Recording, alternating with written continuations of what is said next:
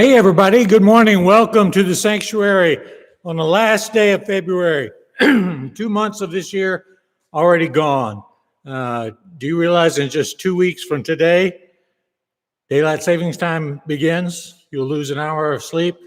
I'm not sure I'm ready for time change already, but I wasn't ready for a lot of things that have come along in the past 12 or 14 months. So we'll get through it. I'm glad that you're here this morning. I'm looking at the list of those of you who have posted in the chat room. Good morning, everybody. Good to see everyone. Chloe, thank you for your always encouraging words. I appreciate that so much. Good to see everybody in their places. I know there are others who don't comment. Don't be shy. You can comment. Nobody will think less of you. In fact, we'd be glad to know you're here and participating in the conversation. Let's see, anything I need to announce? Let me give you one update on the bathroom renovation project. It's been going on a long time. One unexpected thing that happened was when they pulled up the tile in the foyer and the bathrooms, they discovered underneath the tile the original floor for that part of the building, which looks to be granite, a huge piece of granite.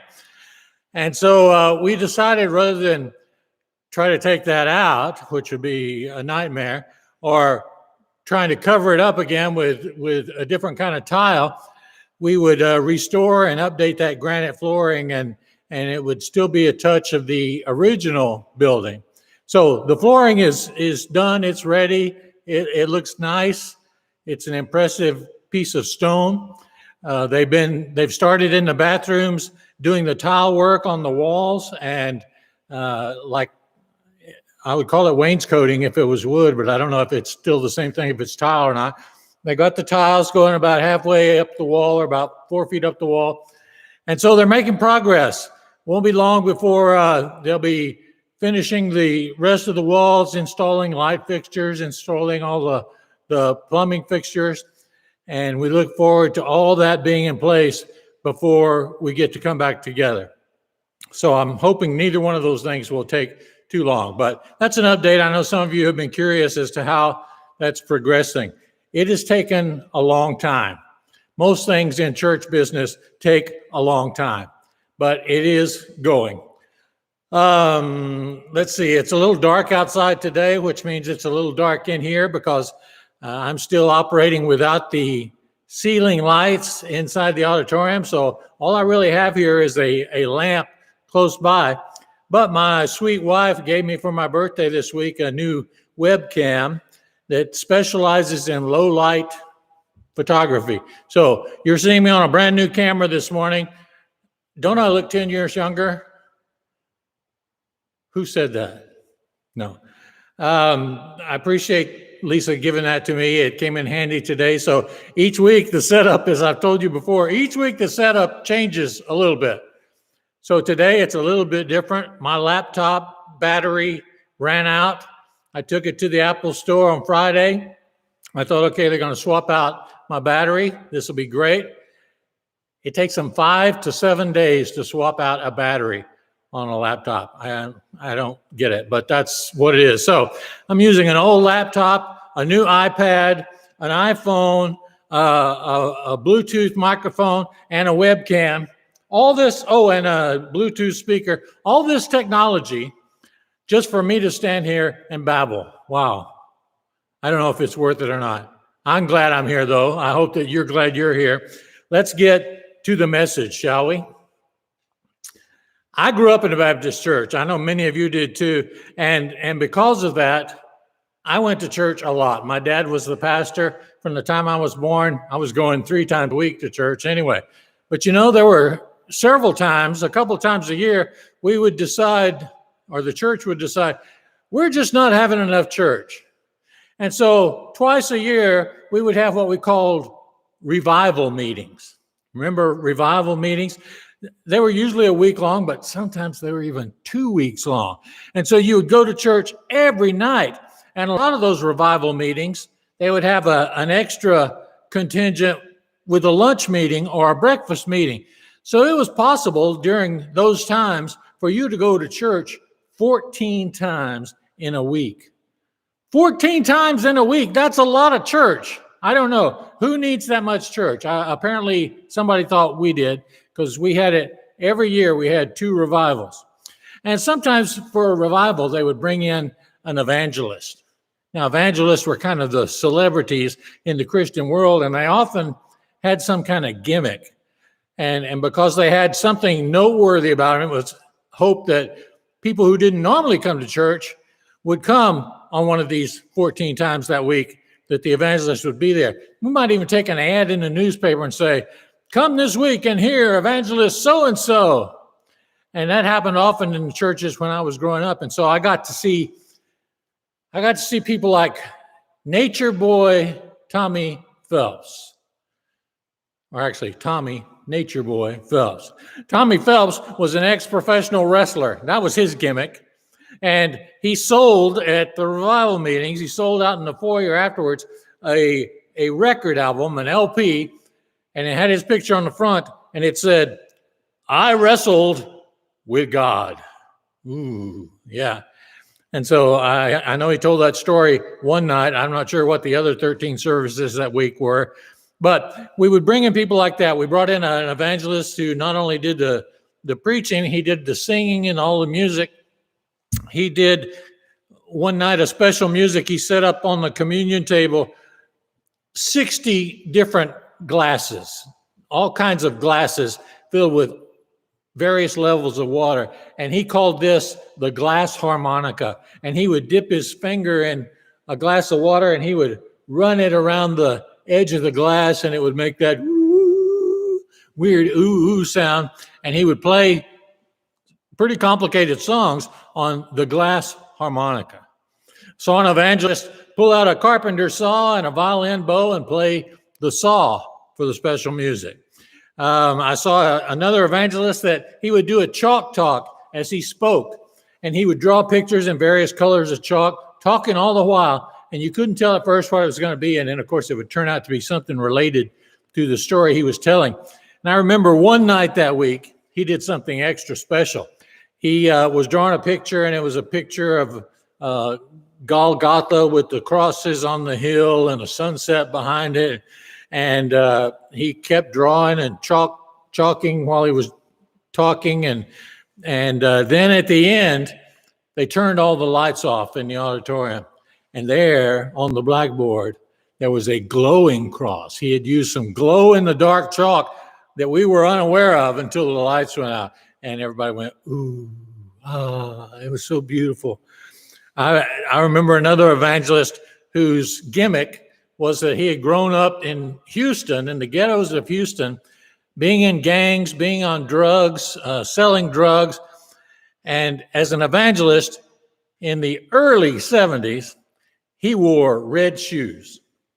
Now, red shoes, that was cutting edge fashion in the church world then. You know me, I don't much cotton to people who dress outrageously, but he wore red shoes, carried a red Bible, had a red tie, and he also had a record album about his life growing up in the ghettos of Houston, and this album was called All My Friends Are Dead. Wow. Nab them with drama, you know, get them with a catchy title. So all these evangelists, all their gimmicks, all the things that were done to try to entice people to come to church 7 or 14 times during the week, why did we need that much reviving? How bad had we gotten so that we needed reviving enough to go to church 14 times? Can you imagine today somebody having a revival and saying, "We expect you to be here 14 times this week"? Wow, I don't know. I kind of miss revivals, but I think in most cases the reason we had revivals was because we had lost the joy of our salvation. We'd lost the joy, and that's a key component of the life of a Christian, of a follower of Jesus Christ. We're supposed to be joyful. Joy is supposed to be evident in us. And when you lose your joy, you need rekindling. You need reviving. You need to be brought back to life. And so we would have these revivals. And at the end of each revival, there would be an invitation hymn, and we would hope that people would come down the aisle and want to get their lives straight or give their hearts to Jesus or rededicate their lives, was a big saying in the Baptist church. I walked down the aisle when I was 6 years old and became a Christian, talked to my father at the end of the aisle. He baptized me a few weeks later. I walked down the aisle. At camp every year, at youth camp, I walked down the aisle every year. And sometimes more than once. There was only 4 nights of camp each summer. And I remember one year, I think I walked the aisle 4 nights in a row, making a different decision every night. Well, the first night, I just wanted to rededicate my life. And the second night, I think I asked for special prayer. And then the third night, I surrendered for special service. This is all code words that were used in the church then. Surrender for special service. I think that meant I was saying I was going to go be a missionary somewhere on the other side of the world or something like that. I walked down the aisle so many times as a young person, especially at summer camp. Why? Well, because every time I went down there, I felt a renewed sense of joy. Do you remember, those of you who had this experience, do you remember when you walked down the aisle at your church for the first time and decided you wanted to be a Christian? And after the service, everybody came up and hugged you and said, "We're so proud of you," and patted you on the back, and you felt so good. We miss that sense of joy and delight and exultation in our walk with Jesus, that we hold special meetings, or we held special meetings to revive that feeling as much as we could. As I said, we don't do altar calls much anymore. They're not biblical. Jesus never said it. Every head bowed, every eye closed. Matthew, will you sing 12 verses of Just As I Am, and let's see if anybody comes forward? Didn't happen in the New Testament. It didn't happen really until the 1800s. And so it's a man-made invention, but it did accomplish that one thing of making us feel a renewed sense of joy. Do you think of joy when you think of Christians today? If you see a news story about a crowd of evangelical Christians gathered on the Capitol grounds today, and they're going to show picture people, do they look joyful? Do they look happy? Do they look loving? No, chances are they're carrying signs and they're chanting about somebody they don't like, somebody they may even hate. And we wonder why people don't see joy in us. We don't radiate joy for the most of the time. We radiate everything but joy. But Jesus told the apostles this. Jesus said, "These things I have spoken to you, that my joy may remain in you, and that your joy may be full." Jesus says, you see the joy that I have, the joy in life, the delight in being on this planet and with these people and experiencing these things. You can see the joy. I want my joy to be in you, and I want it to stay in you. Why? So that your joy may be as full as mine. Well, that's a great thing. That's a beautiful verse, a beautiful statement by Jesus of his ideal for us. He wants us to be joyful people. There's another verse that mentions joy that you may have heard before. It says, "Restore to me the joy of your salvation." Now, that's a psalm. That's from Psalm 51. I'll tell you a little bit more about that in just a minute. But that's by David, King David, who says, I want my joy restored. It's not, I don't feel it anymore. Where is my joy? What has happened to my joy? Well, what does happen to our joy? How do we lose our joy? Well, I think there's 3 main reasons. First of all, we lose our joy when it becomes routine. Anything you do, if you do it over and over again, it can become routine if you're not watchful. You can get burned out even from doing wonderful, meaningful, exciting things. They can become old hat after a while. That's the reason today one of the most popular words is a word that your parents, your grandparents probably never used, and that is the word burnout. Burnout is epidemic today. It's worse than COVID. Burnout affects so many millions of people, and yet we don't know what to do about it. How do we keep from being burned out? We can get burned out from a job. Many of you have been burned out doing the same job over and over again. You can get burned out from a relationship and decide this is not working for me anymore. You can even get burned out from a church job, from working in a church. I got to tell you, I don't say it enough. I'm so thankful for the people who make up our church council, because you know what? They have to see the worst part of the church. They have to see the hard decisions, the awkward choices that have to be made. Ladies, gentlemen, I appreciate you. If I don't say it often enough, I'm sorry, but I appreciate you. It's a hard job, and we appreciate you doing that. But it can happen to all of us. If we do the same thing, even if it's a meaningful job, it can grow old to us. Even experiencing joy can become routine to us. If you're a happy person every day, there's going to come a day when it's not quite so easy to be happy again. And you need to be aware of it and be watching out for it. So joy can become routine to us. The second thing that can happen to us, we can lose our joy because we were attacked. What does that mean, attacked? Well, here's a news flash for you. If you're a happy person, somebody is going to attack you. Somebody is going to say, what are you so happy about? Don't you know this? Haven't you seen this? How can you be happy after knowing that? It's a sad thing in this world. There are people who will attack you for even the good things in your life, even the good things that you do. I'm so frustrated with human beings. No matter what good thing is being done, there's somebody who's trying to make a scam out of it.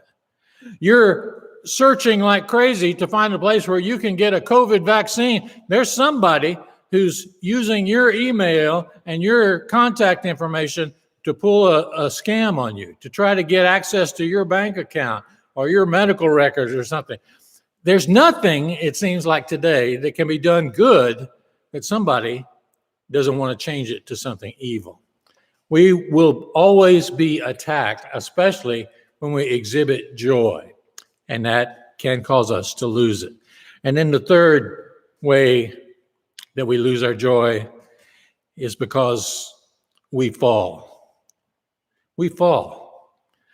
That second verse I read you just a minute ago from Psalm 51, that's a psalm of David. That's a song that David wrote. It is a blues song. Do you know when he wrote it? He wrote it right after the whole Bathsheba affair during his reign, when he saw Bathsheba next door and said, I want that woman. And his advisor said, she's married to your general. He said, I don't care. I want her. The general's away. Bring her over here. And then she gets pregnant, and David panics, and he says, tell him to come home for a weekend. He comes home, but he's so dedicated as a soldier, he won't even go to the house. He stays at the city gates and says, I'm here. I can leave at a moment's notice if I'm needed back at the battlefield. And David panics and thinks he's going to be found out. It's going to be discovered that the baby this woman is carrying is not from her husband. And so he sends her husband back to the battlefield. He says, put him right up front. Put him on the front lines where the battle is raging. And he is killed in battle. And David thinks, made it, got it, did it. And he moves Bathsheba into the palace as one of his wives. He thinks he's gotten away with it until the prophet of God shows up, a guy named Nathan. And Nathan says, let me tell you a story, King.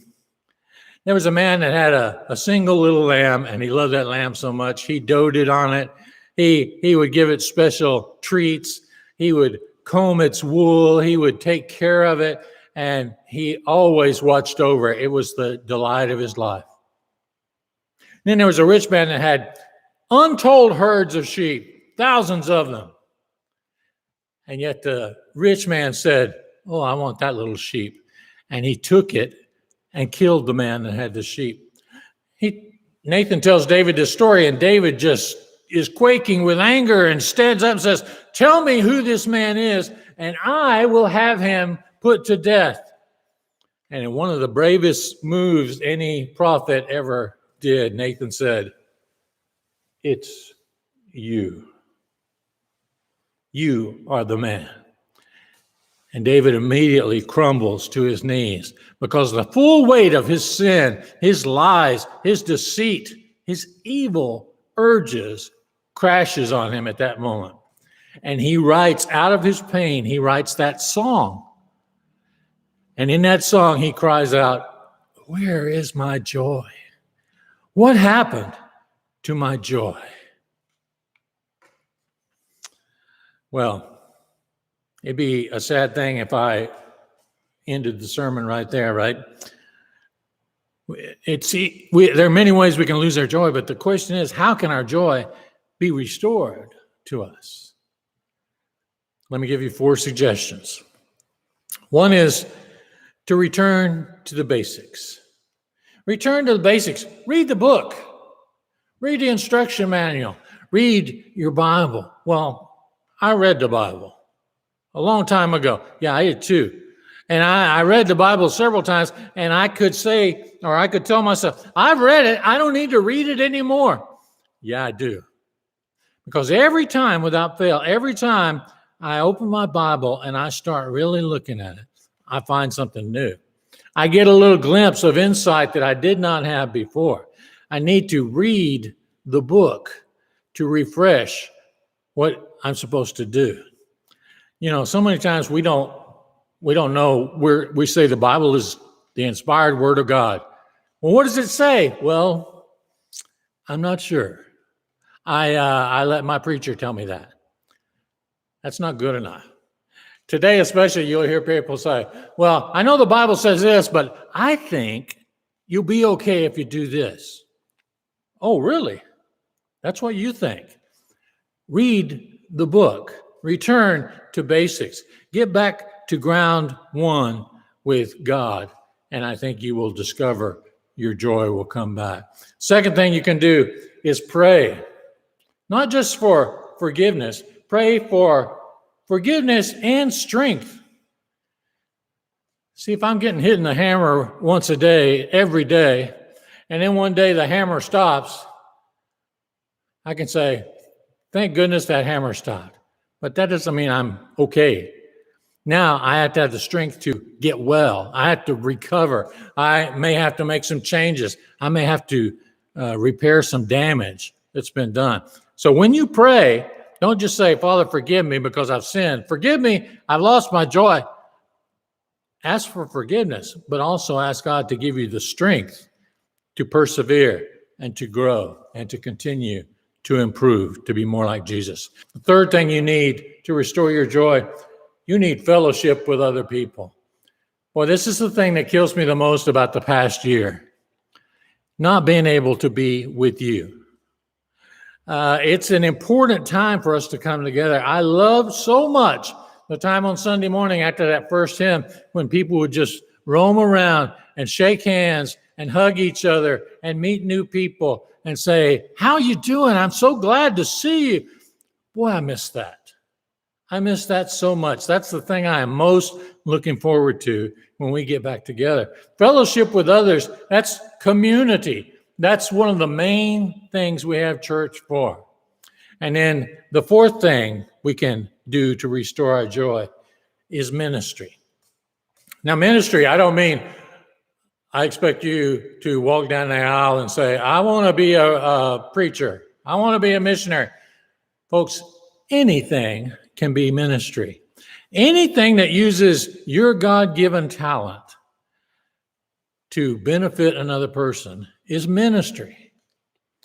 I know people who minister because they can cook for other people. I know people who minister because they call you people on the phone when they're lonesome, or they listen to others' problems and they can empathize with them. It's not even about giving great advice. It's about just being there to hear somebody. That is ministry.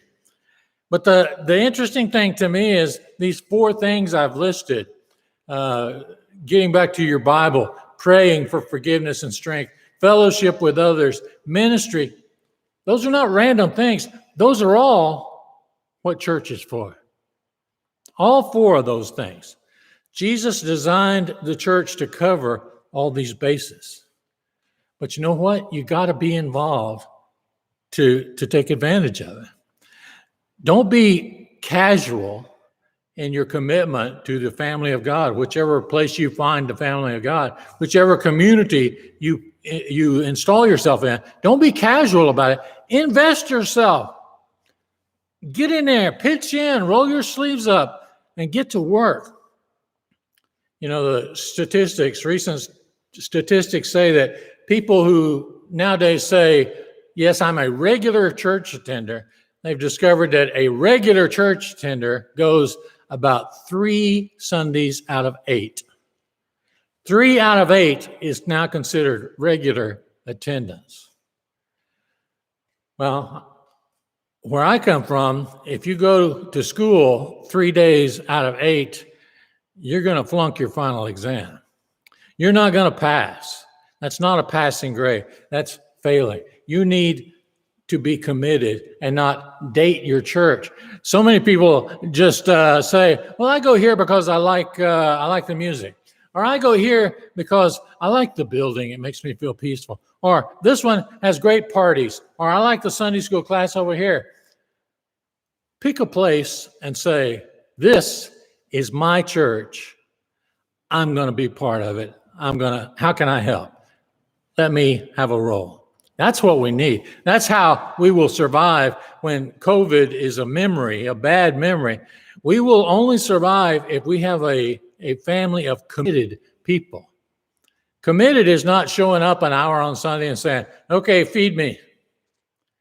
That's not commitment. That's being a sponge. That's just here soaking up stuff. We all need to be committed to serving God. All need to be committed to finding our joy.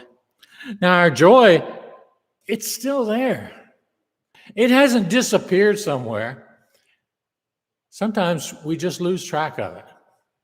My desk at home, it's really an IKEA table. I'd be embarrassed for you to see it most of the time. The top of that table is just covered. It's covered with stuff. It's covered with several days of junk mail. But mixed in there somewhere, there's tax forms, there's a check, there's an insurance card, there's important things, there's things I want to save, there's pieces I need for my computer to function properly. It's all there. They're just covered up. And it's the same way with our joy. Our joy can still be there, but it gets covered up by the clutter of our everyday life.